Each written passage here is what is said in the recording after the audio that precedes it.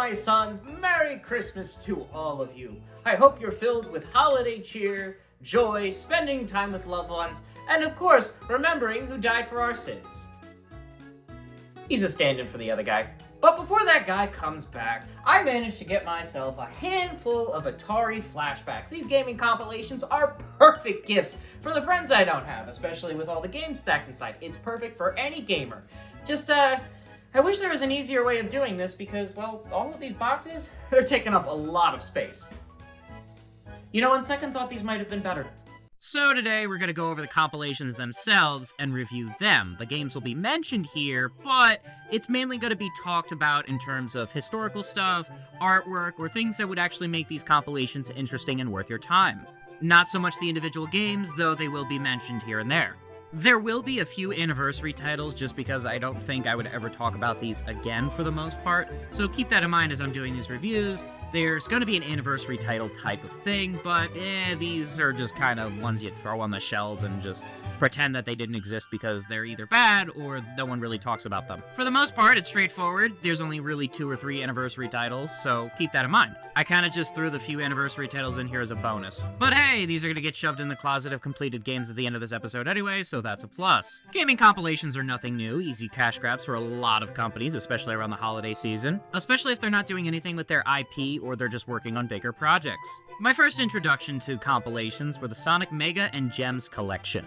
I got both of these around the same time during the holidays, and these are pretty good compilations overall. As an exclusive Nintendo kid at the time, seeing the Blue Blur rush to not only Game Boy, but GameCube was quite the surprise as a young child. Always hearing murmurs of what Sega had cooking up, and then all of a sudden, well, now he's on the GameCube. Sega at this point was now a defunct hardware company, now only doing software, so it made sense that they would port it to their competitors to make a little extra scratch. Yeah, hardcore Sega fans at this time had to cope with Sonic being on a Nintendo console. Thankfully, I was a cool virgin at the time, and Sonic only peaked my virginity status at the time. Like mine and many others, this was our first time playing Sonic CD because, well, no one owned a Sega CD because then you had to own the Genesis, and then you had to own the add-on, and then you had to own the game, and it was just a whole mess. Yeah, I don't know what Sega was thinking. This was a terrible marketing gimmick. For comparison, that's over $1,500 in today's economy.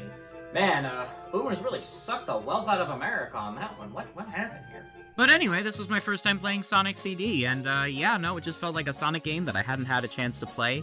I was really impartial to it. Like, it felt fine to me, but if I had to be honest, I think it is the least exciting game in the Genesis era. But because of the scarcity of the Sega CD at the time, this was actually seen as a very rare opportunity for most Sonic fans to actually play Sonic CD. Back then, obviously, the Sega CD wasn't a console that everyone had, so again, this is not the worst thing that could happen. I mean, it even says it on the front of the box. And I'd like to preface this by saying it's not really Sonic CD's fault. It was on hardware that, well, was overpriced and also just had terrible marketing. So again, it's really good to have it here. I just don't really like Sonic CD altogether that much, in my opinion. If I'm being honest, I played a lot of Vector Man when it came to this compilation. Yeah, on the Gems collection, you could say this is an underrated gem. Thank you.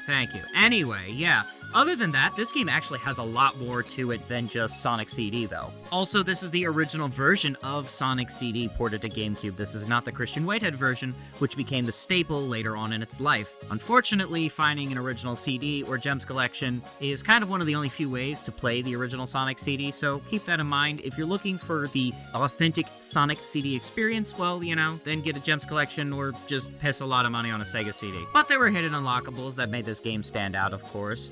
Vector Man 1 and 2 were the only unlockables in the game because the other unlockables Sega kind of just gave to you. Also, they had Game Gear games, which was actually very nice because... Who had a Game Gear over a Game Boy anyway? Alright, now that one kid in the back of the class decided to raise his hand, let's move on. The 2 big games in this compilation, to me, are Sonic Fighters and Sonic R, the latter of which is still using that R emblem to this day in modern Sonic racing games. This is a fun little romp, but I will say this is also the same reason that Sega has not put another Sonic game where all the characters are on foot again.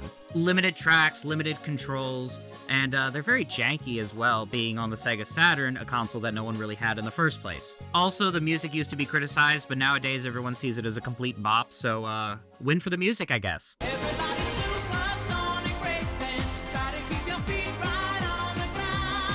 Speaking of wins, though, Sonic Fighters was an arcade classic that no one really expected to ever come to a home console. And yeah, the fact that it's in Gems collection here is a real shock. It's an arcade-style fighting game where, yeah, you play as the Sonic characters, and they all feel like their actual game counterparts in a sense. It's an arena fighter with health gauges, and I love how once you get really good solid hits and stuff, rings get knocked out of the characters. Like, that's actually insane. Also home to some obscure characters like Fang the Sniper, or Bark the Polar Bear, or Beam the Bomber. I say Bomber because he never uses dynamite, like ever. He never uses like the standard dynamite. So forever who calls him Beam the Dynamite, when has he ever pulled out dynamite? Is it in the comics? I've never read the comics, but just someone let me know. I've never seen him use dynamite. It also looks very polygonated, obviously, because polygons were just starting to come onto the scene here, especially in arcade cabinets, where, yeah, you were still pumping quarters into these things, so, you know, keep that in mind. When it comes to the Gems collection, it's actually nice to see the certain games that were ported over because, well, either hardware limitations, low sales, or something else that just really made the games not really accessible to other people. I think it's a really, really good grab if you can find it for a good price, although they were eventually ported to other consoles like Xbox Live or something along those lines, so it's not that they weren't eventually ported elsewhere, it's that this was the big one that it was first ported to. But these great ports aside, what about the overall design of the Gems collection? It's honestly a very futuristic, sleek design that actually entices the player a little bit. I will say, I don't know what it is about UI design that I find so interesting, but when it comes to compilations and stuff, I feel like the UI has to be interesting because obviously the games are what pull people in, but in order for them to stay, I feel like the UI, since it's the first thing that they have to see, well, you know, they have to make it interesting. Each of the transitions between certain things, whether you're going to the museum to find pictures and see what kind of artwork lays there, because, wow, there is a lot of interesting artwork here. There's also manuals, of course, for the games and, you know, little hints and stuff, and I think this is actually a very unique thing just because we don't get hints in games anymore. We don't really get those kinds of, oh, use this code, or, oh, it might be in this level. Normally now we just kind of have YouTube, which, I don't know, it's a bit of a downer because it's an era of video games that just is not in our purview anymore just because, well, times have changed. Things have gotten a lot more advanced since this era. You know, back in my day, we had lives and game overs, and in my father's time, we had quarters, and they would go into these mythical machines called arcade cabinets, and, you know, those are long since dead. But I will say that this has a laundry list of unique goodies that are very enticing to players and historians who kind of just want to see, where did all this stuff go? What happened? What's the artwork? I don't think you'll need manual help, obviously, because, well, manuals in video games aren't really used anymore, sadly, but I will say it's nice to go back and actually look at a time where manuals used to be the standard because we didn't have the internet. There is a ton more to unlock and see in Sonic Gems Collection, which is really a shame that I don't think this will ever get ported, and it's just one of those obscure compilation titles. Now, thankfully, if you wanted to play the classic games, there was a compilation that came out a good chunk a while back before the Gems Collection, and that was Sonic Mega Collection. This had 7 great hit titles, of course, but the main attraction here was Sonic 1, 2, 3, and of course Knuckles being the unlockable for it. Even though I got Gems Collection and Mega Collection at the same time, it's weird to think that, yeah, Mega Collection was just one of those titles that was released 3 years prior. And the reason I say weird is because, well, have you seen the D-pad on the GameCube? It's not exactly the best. Sonic Mega Collection has a unique loading screen, which is just specks of white, which I guess is just because Sega was sent to the stars in terms of being defaulted on their backbones, because my gosh, the fact that all of these are here is still weird to me to this day, because I remember getting this as a kid. Now, of course, it's the norm to see Sonic on so many different consoles and platforms, but back then, this was just wild to see. This menu has a unique gear-like design where, yeah, you have multiple options, and of course these little gears is what I'm assuming they are. Of course, they look very weird and obscured, but I don't know, I think it's unique enough to where people can look at this and go, huh, that's neat. The background screams artistic when it comes to certain things, especially, but it's funny to think that these little tabs hold some of the greatest games in Sonic's history. But speaking of the tabs, let's get into them. First off, we have games. Wow! You don't say! There are unlockable games, the Blue Sphere mode from Sonic 3 and Knuckles, which, if you like Vertigo, I'm sure you'll love the dizziness that this causes you, because my gosh, at least with me, I have a hard time playing the Sphere stages because my gosh, maybe it's just my ocular issues, but my goodness. But at least it's unlockable and an option there if you'd like. Now, Flicky is a Sega Genesis classic, which has the same name of the bird from the Sonic series, so does that mean this is a Sonic game, or just a Sonic game that they wanted to put in, or is this just a Sega game they wanted to put in? Does anyone actually know this? I'm not a Sega rep. Like, do I look like one? Don't question it.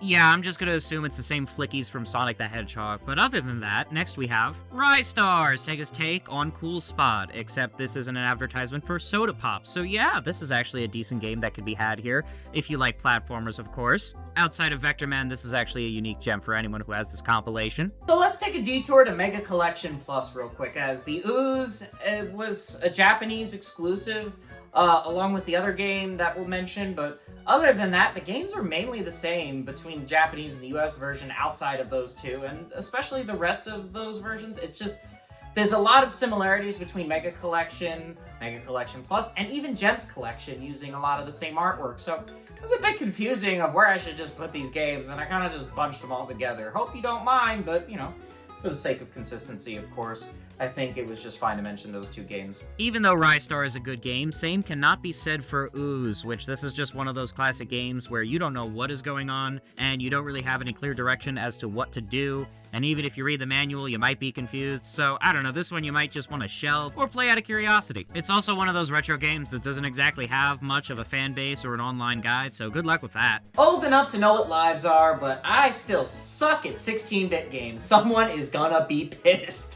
And lastly, we have Comic Zone, a very at-the-time arcade-style beat-em-up. And yep, nope, that's pretty much it. Speaking of comics, this game actually has comics. Nah, I'm just kidding. It's only one comic. The rest is just illustration art. You can't give people too much for what they're paying for, especially in this economy or that economy, as this game is, oh god, I think it's like 20 years old now.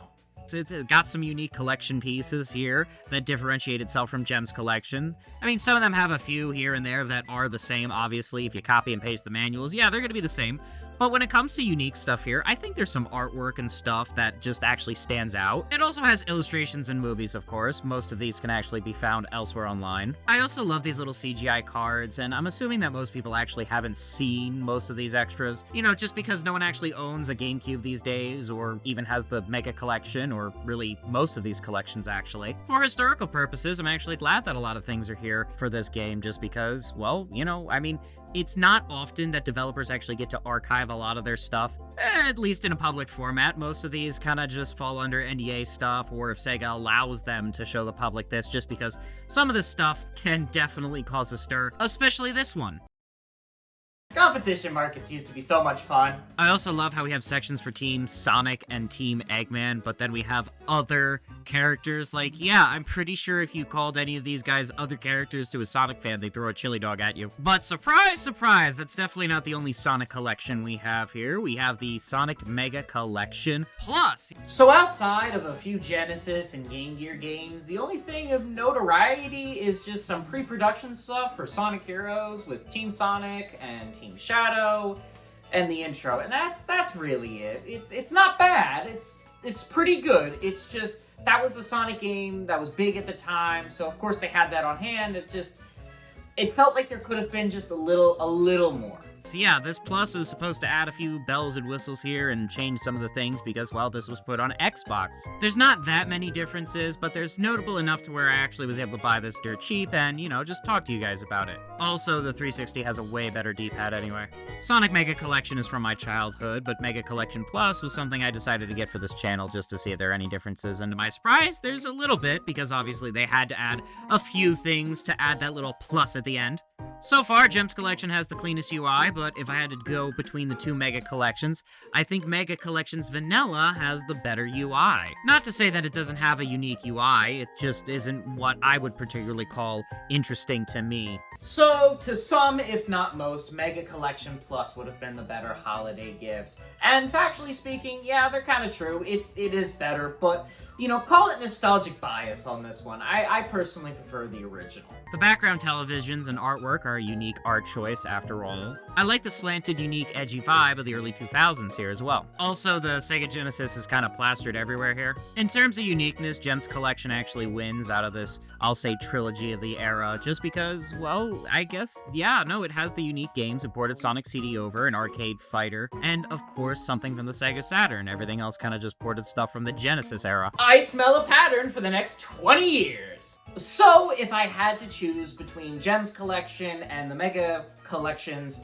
Honestly, Gems Collection takes the cake on this, not only for the special historical stuff, but the variety of games inside is definitely above the rest, especially the Genesis games here. Not saying that there aren't games worth it in either or, but Gems Collection takes the cake. Now, if I had to choose between the next one, I think it would be Vega Collections Vanilla, just because I'd already have a GameCube at that point.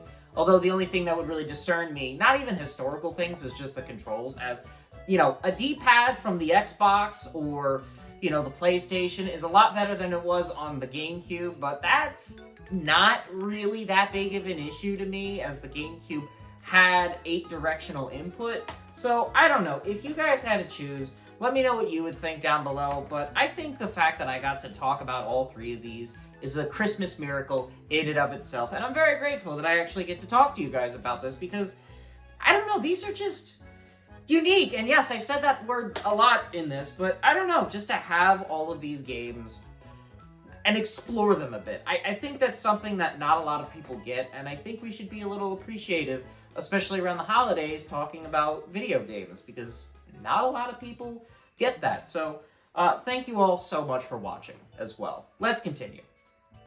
Alright, what do you mean your middle name is Maurice? I think what's really worth it here, though, is the game history, especially since when I was a kid, I would snuggle up with a fire, you know, definitely very cozy for the season, and look at game development, look at the images and stuff. Even though I didn't fully grasp it, I was so mesmerized, and of course I watched some prolific YouTubers throughout my day, of course, that went over game development, and basically just went over a bunch of unique things. And yeah, no, I really respected these guys. It's so much so that I actually wanted to get a career in game design. And unfortunately, well, it led me down the rabbit hole of, yeah, I definitely can't, especially with the AI today and just what my education brought me. Thousands of taxpayer dollars, of course, at New Jersey's expense, all for nothing, and yet I'm still more qualified than pretty much everyone at IGN. So, you know what, if anything is to be had that is grateful, it's that I can say I'm more qualified to talk about video games than most of the people at IGN, legally speaking, so...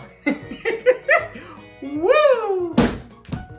Gotta keep up that holiday tradition of being grateful for things that other people might not have, such as an ill-advised education. Some people don't get educated, and you know what, honestly, I think at this point I would have preferred it. My holiday pastimes aside, I will say that these have a wonderful set of games, menus, and extra goodies for the players to really nitpick what they want to see, and you know what, it's all up to choice. These are going for relatively cheap prices for the most part, because most of these compilations, well, they were ported elsewhere. And the unlocks are piss easy too, so, you know, it gave you more opportunity to unlock the things that, you know, you probably wanted to get to, like Vector Man. We'll talk about Sonic Origins in just a bit, but I actually want to talk about something that kind of upsets me a little more, as the release of that game, well, it saw the removal of the Sega Mega Drive and Genesis classics on Steam, which it was a bit upsetting, I'm gonna be honest. Roll the clip. Yeah, this was a very unique collection put on Steam. These games were $5 a pop, and yeah, they were delisted because, well, Sonic Origins was coming out, and Sega thought it was a really good idea to remove this off of Steam, even though it had a completely unique atmosphere, gave the player choices to do things in this room, and gave you the atmosphere of a 90s kid, something that, well, we definitely don't have in today's society with our flat-screen TVs and basically every modern piece of technology down to the iPad. I think you could even load in your other legally obtained copies of Genesis games into this, just so that you could play things in VR. Now, I don't have a desktop that can play VR yet. Yeah, if only I could make my Nintendo GameCube into a high-end PC that could run VR, but, well, that's not happening anytime soon.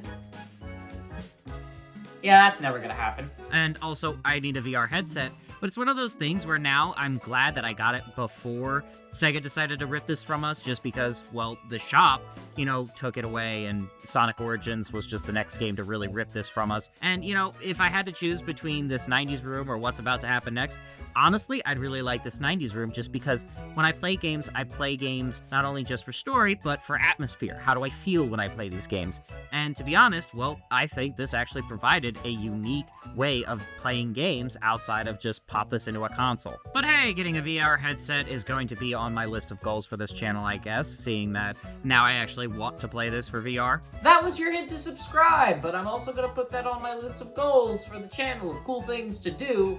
And, yeah, no, it's nice to manifest that, or at the very least, put that on a list for Santa. But thankfully, we have Sonic Origins. Now, these are the basis of the Christian Whitehead games, which were eventually ported to iOS, and of course, going forward, were the staples for Sonic Genesis collections.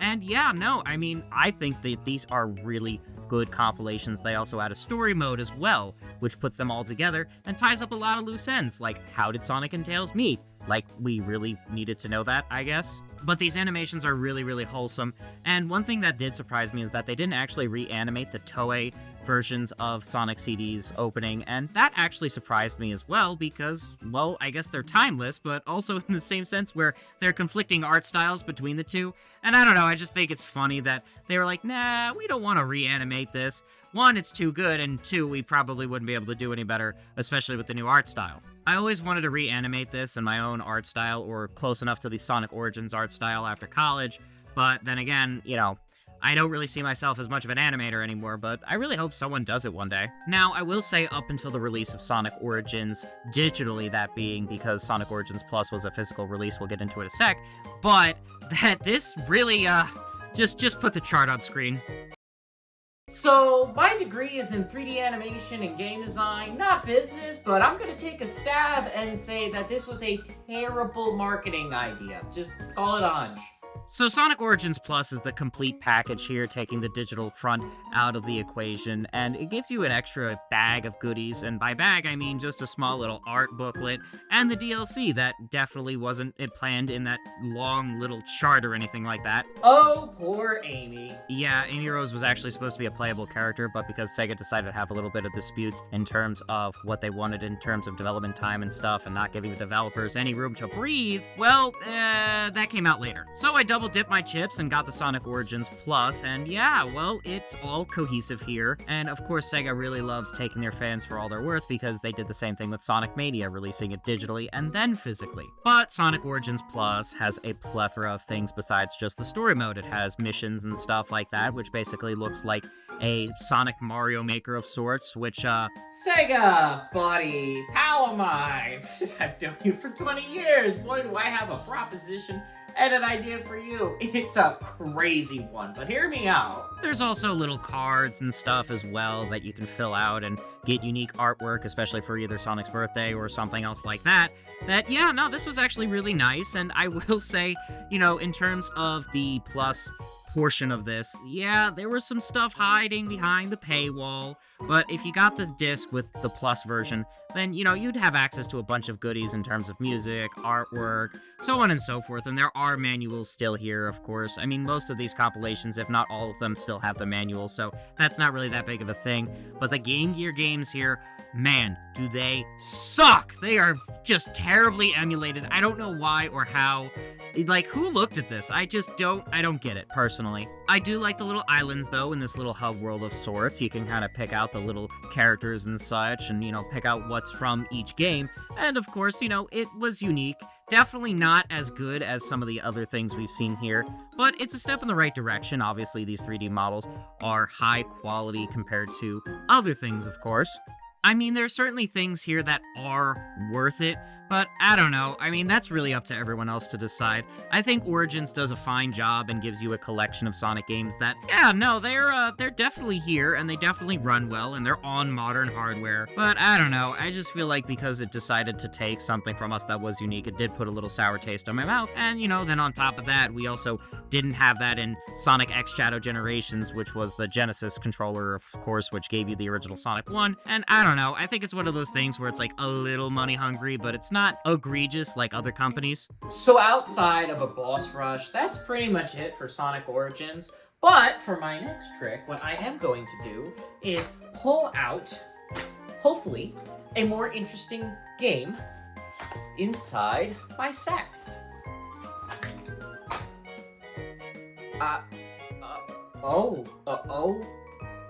Okay.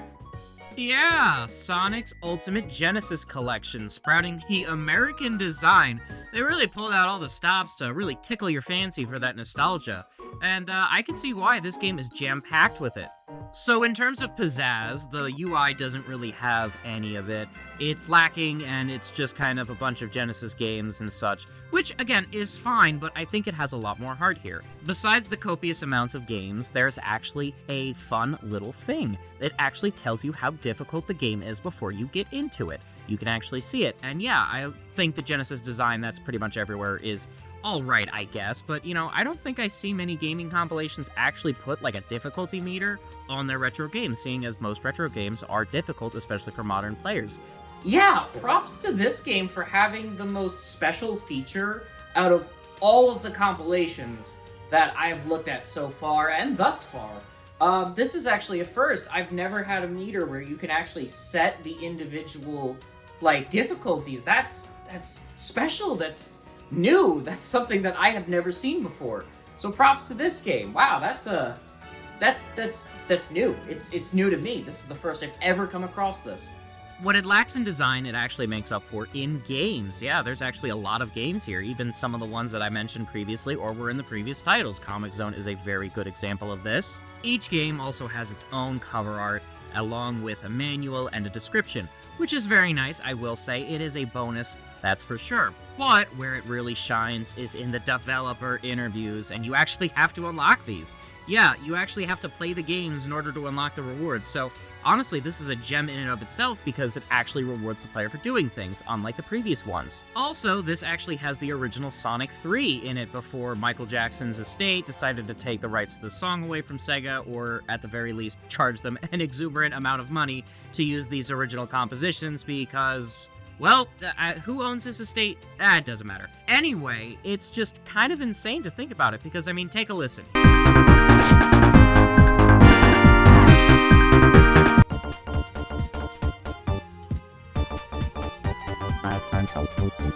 Yeah, the fact that they changed the song for, Ice Cap Zone is just kind of insane to me because it's not good now. Also, a bit of a fair warning for anyone who wants to purchase this. You actually do need an original Xbox 360 to play this because this is not backwards compatible on the Xbox One and not backwards compatible on the Xbox Series X. Oh, the things I do for Fuse. Please don't ask me about my electric bill. I will say it's a very fine collection of games, very inexpensive. You could get this for like 10, 20 bucks on a good day. And yeah, even though you need an original Xbox 360 for this, it's still worth your while. The only gripe I truly have with this is the aspect ratios, where if you want to change it from 4:3 to 16:9, it's gonna stretch everything out in a very awkward, convoluted way that, yeah, it doesn't look great, but hey, widescreen support, that's something.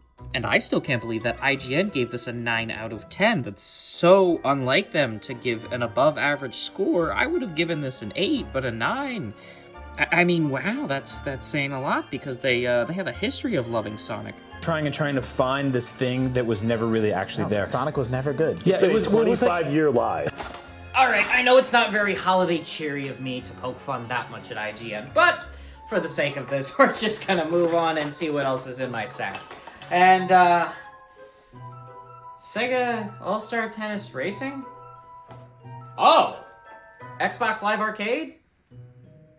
It's a double pack?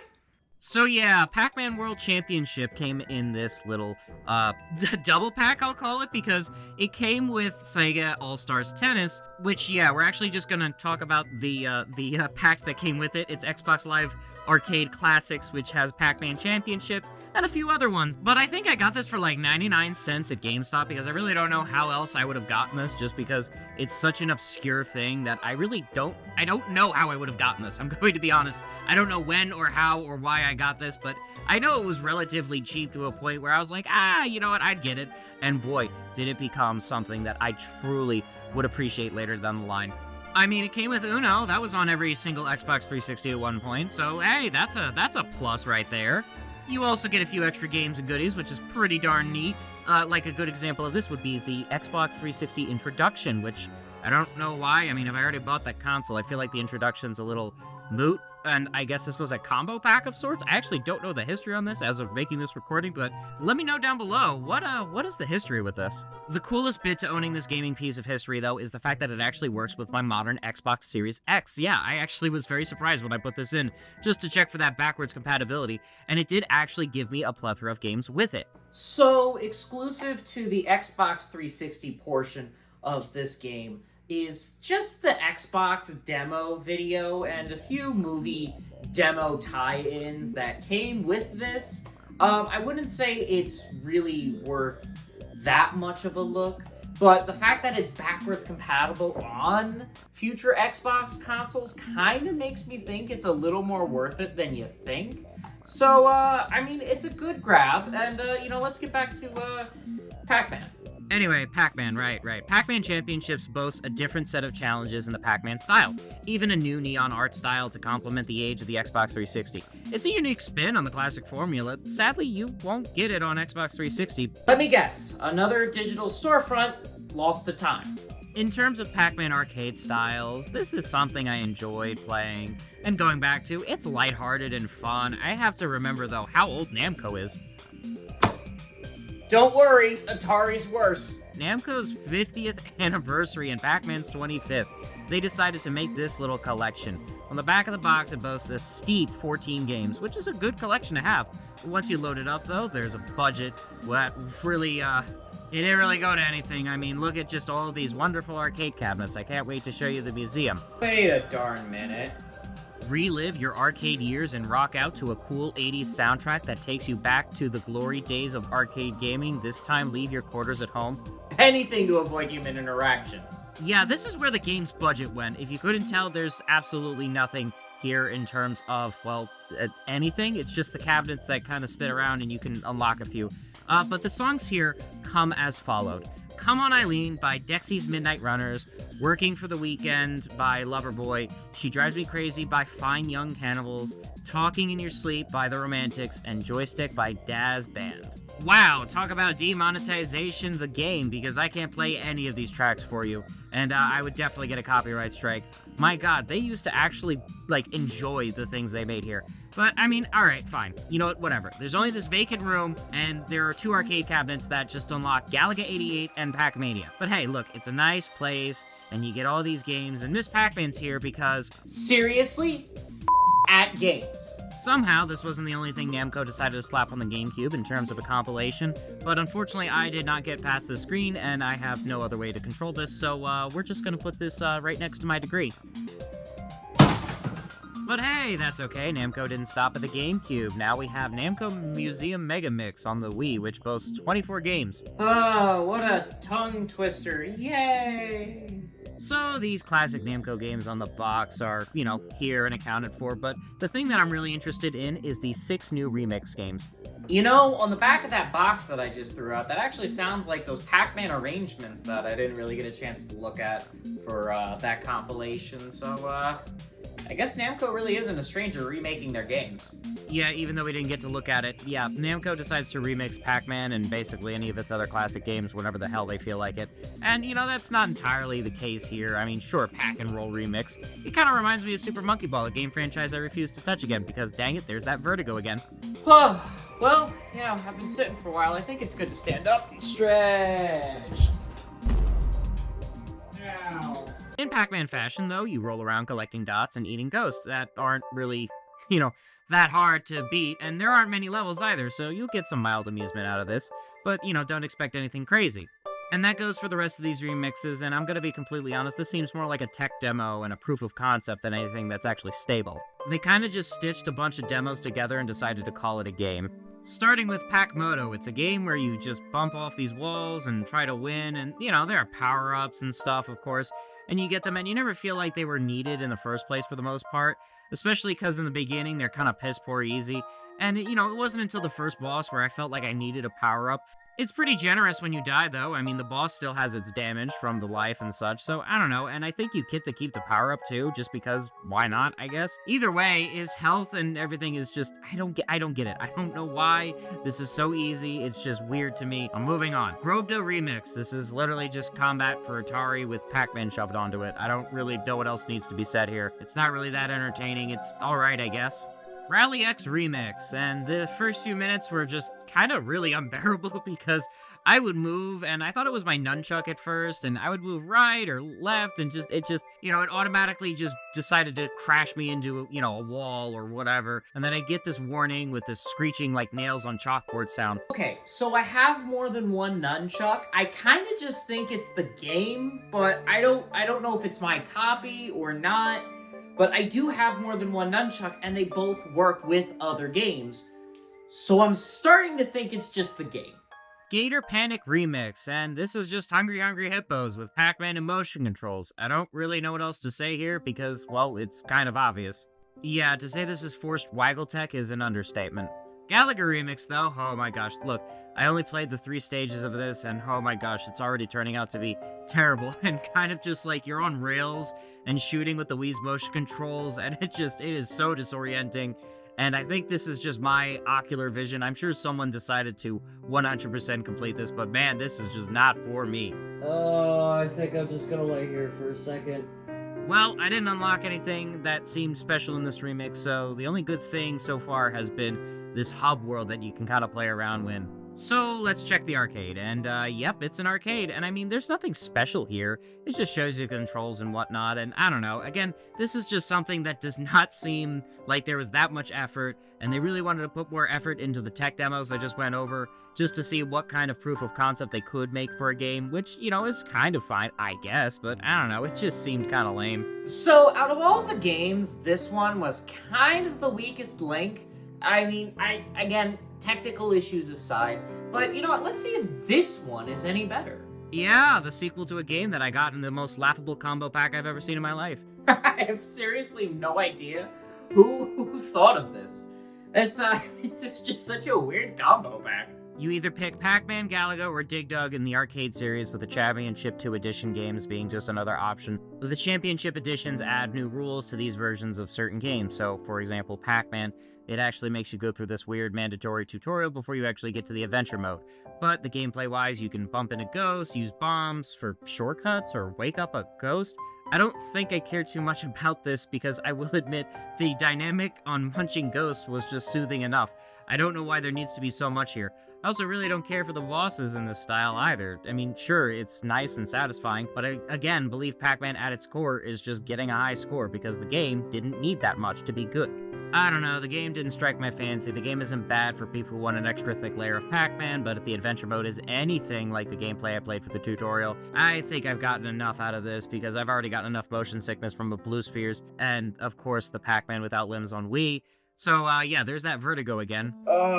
My head is killing me, but on the plus side, I'm gonna go lay down for a little bit with my ice pack. So, what about something with a little more history? Well, this was released, and I think it was, $10, so maybe it's at a good price? I don't know, let's take a look. Pac-Man Museum. Oh, excuse me, plus. For the PlayStation 4, it has pretty much everything the previous games had, except Miss Pac-Man. Do you guys think that At Games decided to kiss that brick before they threw it at Namco? So, besides the brutal assassination of the First Lady of video games, let's talk about Pac-Man 256. Yeah, the thing that you can play on a Fire Stick? Well, tough toodles, you don't need that anymore. So it's an endless runner of Pac-Man, which is really cool, seeing as, yeah, no, this is a lot simpler than some of the other remixes we've looked at, and especially when it comes to gameplay. I don't feel any pressure outside for the glitch obviously chasing you. 256 referencing the glitch number for levels when it comes to Pac-Man, and that's actually what's chasing you, so, yeah, honestly, I think this is a great pick if you want a rousing round of Pac-Man, and it's something unique enough to where it's different, but not too different. There's also Pac-Man Battle Royale, which I don't really see much of the point of playing if you aren't facing off against other humans in an arcade, which, yeah, this is the best way to play this game, so,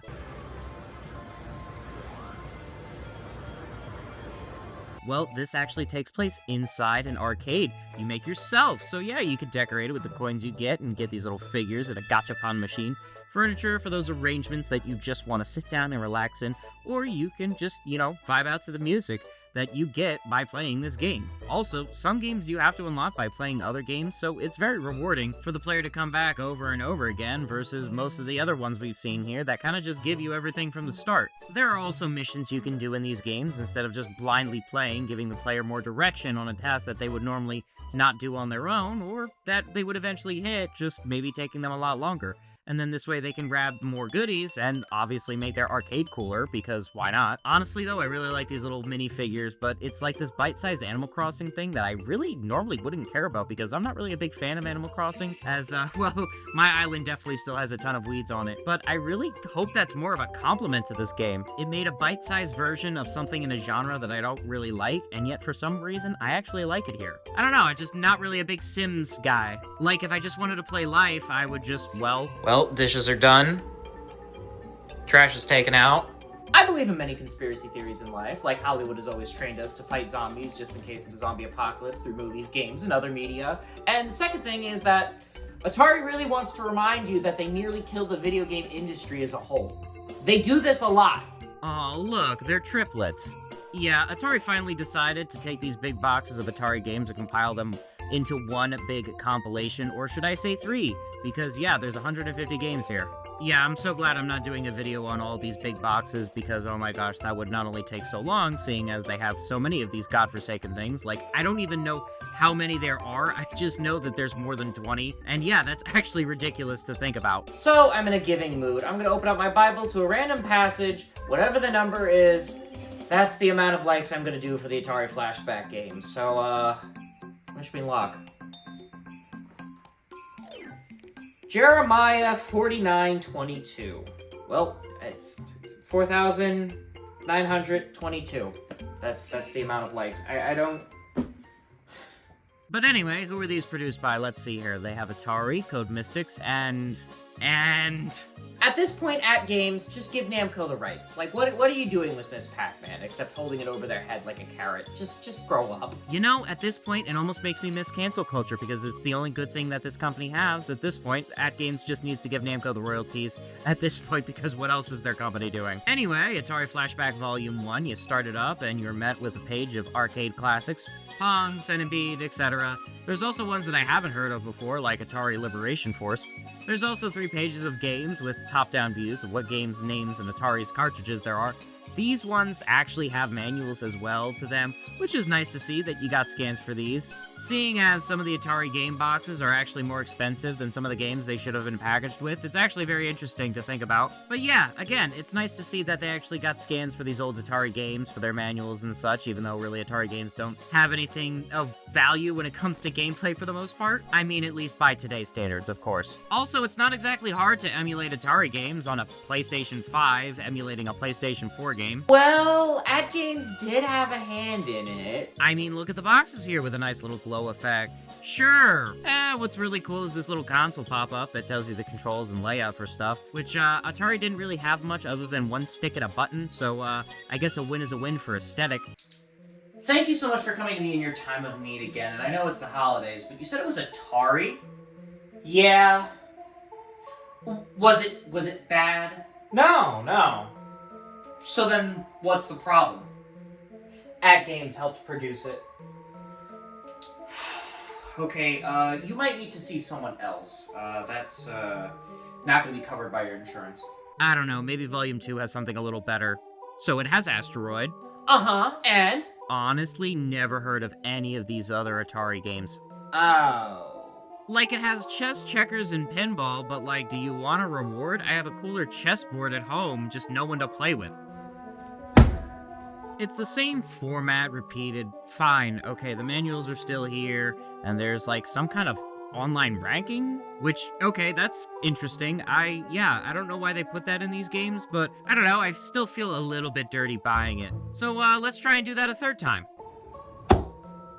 Now I see why this is a little more expensive than its older brothers, because wow, the UI is a lot sharper and cleaner, and yeah, it's a lot more noticeable. Also, there's Atari 5200 games here. I mean, all the sports and space games is the reason I get up every morning for Atari. Yeah, see, this is why I really don't care much for Atari games, because, well, they're coded pretty much the same, and outside of that, they switch pixels around to tell a different story between game to game, which, okay, it's fine, I get it, slight adjustments, sure. Combats is basically just asteroids and different scenery and slightly different controls. Oh, excuse me, combat, you can play with a friend if you want. When are you going to grow opposable thumbs so you can play games with me? Now, each of those games had 50 games inside. Now, 50 is a very significant number, especially in the case of Atari for our last title, because we have Atari 50. Another compilation for Atari. Yeah, between the towers collapsing, a housing crisis, and a global pandemic, Atari somehow lasted 50 years. Atari 50, a game to this day, I still question why it has DLC. Yeah, I'm reminded of it every time it loads up, but anyway, so back of the box, let's just see. Well, it says you can play gems from Jaguar, Lynx, 2600 through 7800, but also Atari 800. So Atari wasn't just in the video game market, they were also in the home computer market. That's why they were originally called computers before consoles. Even though they were making games for them, they also had computer capabilities doing simple, processes and stuff like that. It wasn't exactly at the Microsoft Word level, but these computers were kind of cutting edge at the time, and, well, it kind of invented diet gaming because you were still able to play games on them, but in a more work-related sense. Kind of like how you had, pinball on your computers back in middle school and no one really batted an eye when you played it and you got all your work done. That's kind of what Atari invented. I would call that diet gaming. Not really hardcore, but not really PC either. Just kind of like fun things to do with the office while you're working. Nothing crazy, but it's good to note that these consoles were the predecessors to the actual famous ones, the 2600, and so on. So keep that in mind. It's a very weird history, but it's a good one. It's interesting. I don't know. Yeah, I'd say interesting. Most people were excited for Lynx and Jaguar games as they were Atari's last crack at gaming consoles before becoming a software company. This comes with so much history. Honestly, I think it's worth your time. More than the actual games. Honestly, I like opening this up and just seeing a timeline of events for the company, even all the way down to its destruction. Honestly, Atari, for all its rich history in the gaming industry, mainly because they almost destroyed it, but, still, they have timelines of events, developer interviews, highs and lows, and what's super cool is you can actually look through the timeline, see a game, and play it from that timeline. Yeah, you don't even need to go to the library for it, but if you want to, you can. You can also organize it however you want in terms of how you want the games to appear. You can do it by console, by year, by last played, or whatever you want. I love that there's just tons of options here. But this timeline is so much cooler. Did you know Atari had a video music analyzer? Yeah, before the days of Adobe Timelines, we had this thing. And sure, they had cracks at arcade cabinets and such, but wow, I am more mad that I don't actually have the DLC now for this. But hey, I think I'm gonna keep it that way for now. Honestly, I'm actually gonna play through some of these games when I'm done making this video because it's a rare chance for me to play Jaguar and Lynx games, seeing as back in the day, well, these were very expensive and are still expensive today. Honestly, after complaining about Atari so much in this video, I didn't expect them to give me the Christmas miracle of this. And I actually like the interactive museum design of Atari 50. Now, I'm not the biggest fan of it having DLC, but it does have other company stuff like Pac-man, to where I kind of understand for licensing reasons why they would probably have to put that in there. But I don't know, this surprised me. It was a nice Christmas miracle and a gift that I actually would put under someone's tree just because, well, it's got a lot of history, and the game actually only is 8 gigabytes, which isn't a lot for the amount of games, history, and knowledge you get. And I think knowledge is one of those things that, yeah, it is a great gift. If you don't want to get someone a book about Atari, and they somehow have a PlayStation 5, this is actually a pretty good title, or Switch, or Xbox, or whatever you run this on. Yeah, honestly, I don't know if the DLC is worth it, but the base game alone, it's pretty good. I'm thoroughly surprised by this. I cannot praise this enough for doing something interesting and special that none of the other compilations I've looked at have. It's an interactive museum. I can't give it enough praise. Well, my sons, that concludes another episode, and here is your health tip. Unfortunately, I wasn't able to get the pineapples this week for it, because for whatever reason, the supermarket didn't have them, but you can actually have some pineapple sliced wedges, boil them down with some cinnamon sticks, and put them into a nice tea. Now, why would you want to do this? Well, pineapples have a protein-breaking chemical called bromelain, and this helps reduce inflammation in the body. Now, it is really helpful for your gut to digest it with, and especially mixing it with a little bit of cinnamon. It will help you out a lot. You could have it in the morning or during the day, but, again, it's just something that most people don't know off the top of their heads. So if you have some cinnamon, Pac-man, pineapple tea, let me know down in the comments. You can boil it for a few minutes, let it get all nice and yellow, just like that Pac-man. And yeah, just let me know if you guys do it down below. And you guys have a Merry Christmas. And I hope you all spend a lot of time with your loved ones. And if you're alone this Christmas, I hope that this video made you feel loved, welcome, and, you know, of course, put a smile on your faces. You know, these times of years, we keep forgetting that some people are alone during this holiday. I've been alone during this holiday. So with that in mind, guys, thank you all so much for watching yet again. See ya!